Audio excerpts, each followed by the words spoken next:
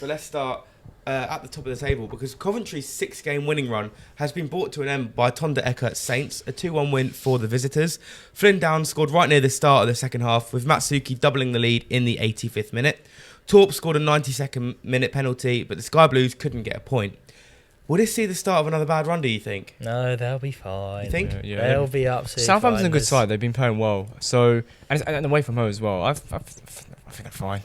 I do think they're fine. We're almost in April. I can't see them dropping by now. You don't think? Especially with all the other teams around them dropping points this weekend. Yeah, to be fair, I don't really know as well who they play, if they've got anyone hard or not. But yeah, you'd imagine they'll win the title now. Yeah, they'll be fine. Full credit to Southampton, though. Massive win for them. Oh, yes, big win. I think they scored some rubbish goals though, but I think like wins a win. It's one they needed though as well. Yeah. You need a win in the position they're in. Obviously, in with a good chance of playoffs now. Yeah. Yeah. What was that you said at the start of the season? That their season was over?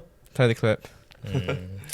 Yeah, we'll move on from that. 3 points today, and Who they got tonight? They've got Norwich. It's a very tough game. Oh, that would be a great Yeah. game. But if they win that game, they move into sixth place. Because they Wrexham, they lost to Watford last night, I think. Yeah, so we'll go to that one later. they can massively jump a little bit there. I don't know how far off they're at the moment, but yeah, 3 points? I think they're off. They are three points with a better goal difference as well. Yeah, so if they win tonight, then they'll go joint sixth. So I think there's still a world where they could finish fifth as well. Oh yeah, I'm just hold on, all that. No, yeah, well, yeah, they had an awful result during the week. Yeah. So. But no, anything else we need to say on Coventry? No, not I suppose really. it's kind of a quick one, isn't it? Yeah. Because they're still top. But an interesting one, this one. Middlesbrough's poor run at home continued as they hosted Bristol City. Because despite taking the lead in the 65th minute, they once again only managed a draw. Adam Randall finding a 96th minute equaliser. Whilst they gained 1 point on Coventry, they're still 7 points behind. Is this a massive missed opportunity, do you think, to close the gap? Well, like Coventry, they're very lucky teams around them drop points, apart from obviously Ipswich. I've noticed with Middlesbrough, they really struggle to break down these teams that throw everyone behind the ball. Yeah. And I feel like that's Bristol City did it the other day, and then obviously the defeat to Charlton was everyone behind the ball sort of thing.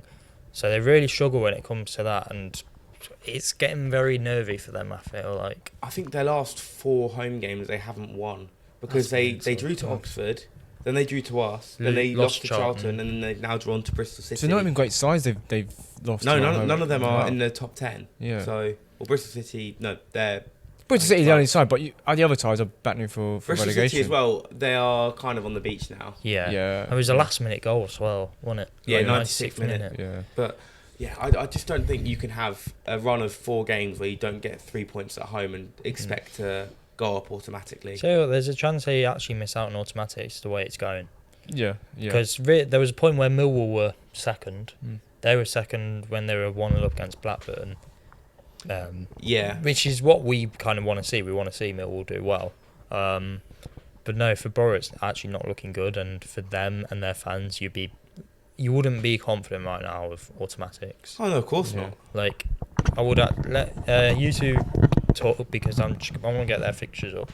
I think they've got some pretty hard games, to be fair, coming up. I'm not sure if they've got anyone in the top 4 or 5, but I know that they've not got easy teams. Do they still have Ipswich? I swear they still have Ipswich. They might still as well. have Ipswich. Yes, right. So they've got Blackburn away next. Then it's Millwall on Good Friday. That's tough. Wow. At home. That is basically a 6-pointer, really, isn't it? It is. Swansea away. Portsmouth at home. Yeah. Huh? You said OI. It's my accent, mate. Nottingham accent, apparently. Ipswich away. Wednesday at home, so 3 points, really. Which is, I think that's the big game. Then Watford at home, Wrexham on the last day. So they've got a hard run. That is tough. Yeah, Do you know what? I think they could miss out. I think if we'd done our predictions this week, I don't think I'd have put them in there. Yeah, it's the fact that they've got Millwall and Ipswich to play. Yeah. So, yeah, they're in trouble, I think. Let's talk about Millwall, because Luke Cundall scored for Millwall in the 54th minute to briefly push them into the automatic spots. But just 5 minutes later, Zach Sturge was sent off, and it led to a very big Millwall collapse, conceding twice to Matthias Jorgensen in the last 10 minutes of the game to drop to 4th now. Is that the Orso's dream off, do you think? No, it's not No, off. no. Not off. I think they were quite unlucky, like especially with that sending off. Oh yeah, it's harsh. So I don't think that's a red card. Yeah, I've seen a lot of people. Because I don't know, I'm not sure who it was, but there was another player kind of next to Sturridge. Yeah, it's not really last man. Yeah, and it was halfway up the pitch as well, so he was nowhere near the goal. What is it about Millwall bottling it to Blackburn? Like yeah, they did it a few years ago, didn't they? On the final day, yeah. I think that, I don't know if you'll know this, Matt, but they had to win to get playoffs. They were 3-1 up at half time, ended up losing 4-3 and missed out on playoffs. I think Blackburn were also in the running for that. Yeah, they didn't get it. They didn't get it, but because it was the year Sunderland got playoffs. Yeah. But no, I still think Millwall are in with a good chance. I think they are. I think if they don't get a red card, they win that game. The big thing for me is Ipswich, because if they can find form, then I would back them further. But it's whether they can. That's the thing with Ipswich. Like I feel like they do well in these tough games, but in the easy, more expected games, that's where they drop points the most. And I know they beat Sheffield Wednesday at the weekend, which it's quite bad if you don't beat Sheffield Wednesday. But we were talking about it the other week when they dropped points. Who was it to? Was it at home to someone? Well, they dropped points to you, and they dropped points somewhere else. Yeah, it's like no one wants to go up automatically. No, I know what you mean. Yeah, it's weird. Well, let's bring Ipswich in as well. It took them time, but Ipswich did get past Sheffield Wednesday 2-0. Even Aslan scoring in the 78th minute, and Jack Clark from the spot 5 minutes after. It now means that the Tractor Boys can move above Middlesbrough if they win their game in hand. Will they? I think at the moment, yeah. Let's whack the fixtures back up. Yeah. We'll whack them back up. I think at the moment, yeah. I just think they look more likely to win games than Middlesbrough at the moment, because I think Middlesbrough are struggling just a little bit. I feel like Ipswich have that little bit of form with them. But Ipswich are unbeaten since the 24th of Feb. Well, that's going to help them, isn't it? Yeah. Drawing 2 of those games. Their final fixtures, they've got Millwall at home this weekend. Wow, it doesn't really get much bigger than Millwall that. have got some big games coming up. Millwall have a hard. Well, that's the whole thing with Millwall. Like with their difficult fixtures, like it's going to be tough for them as well. It's not just Middlesbrough. I'll go through Millwall's fixtures as well, but Ipswich have got Millwall, Birmingham at home, easy, Norwich away, that's tough. Portsmouth away, fight for their lives.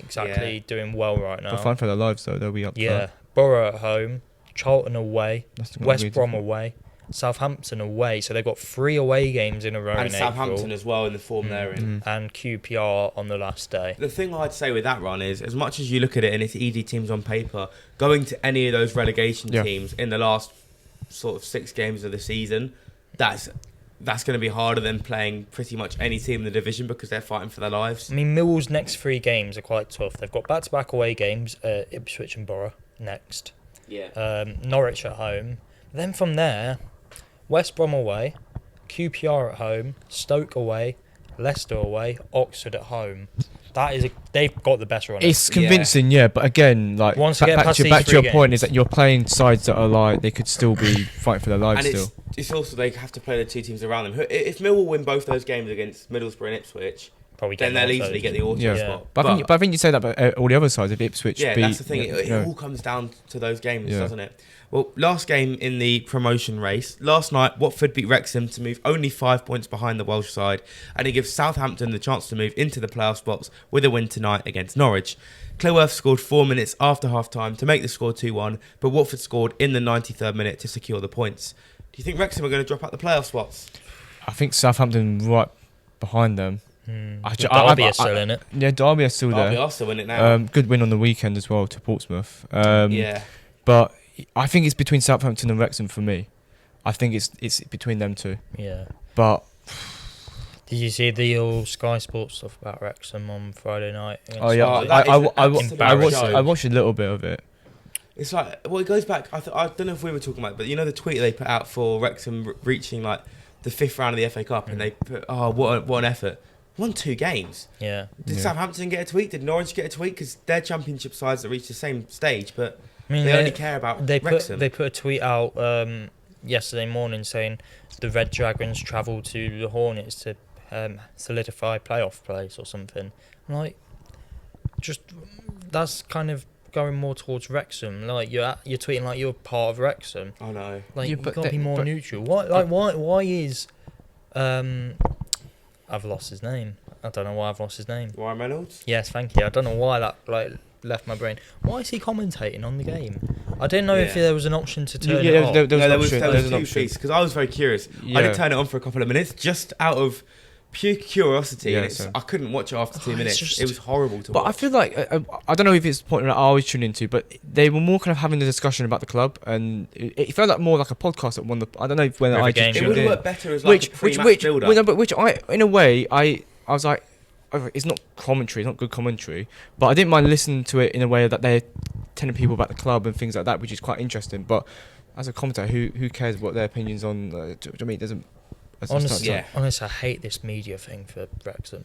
I absolutely cannot. But so many, stand it. but I don't dislike them massively as a side. It is just the media, media Yeah, that puts me off they it. portray them like they're this championship god, which they've had an unbelievable season. Do not get me wrong, but the amount of money they invest, and which is fair enough, but it's just why Millwall not getting this? Exactly, they Why should Millwall be. not It's getting because- It's because they don't want Millwall in the Premier No, League. no, They will because do anything because to they put don't Millwall they there. don't bring the money that Millwall would do with what Wrexham would do. Yeah, exactly. You know, like Sky, for example, or these TV companies, they have their certain teams that you know when it's an FA Cup, you know Wrexham going to be on the telly. Oh yeah, Yeah, you know certain teams like Birmingham City are going to be on the telly. You know, these American franchises. yeah, Yeah. you know the typical teams that Crap. like they're going to bring people to watch. So yeah, like even the case of like in the FA Cup, for example, we had I think we had Wrexham.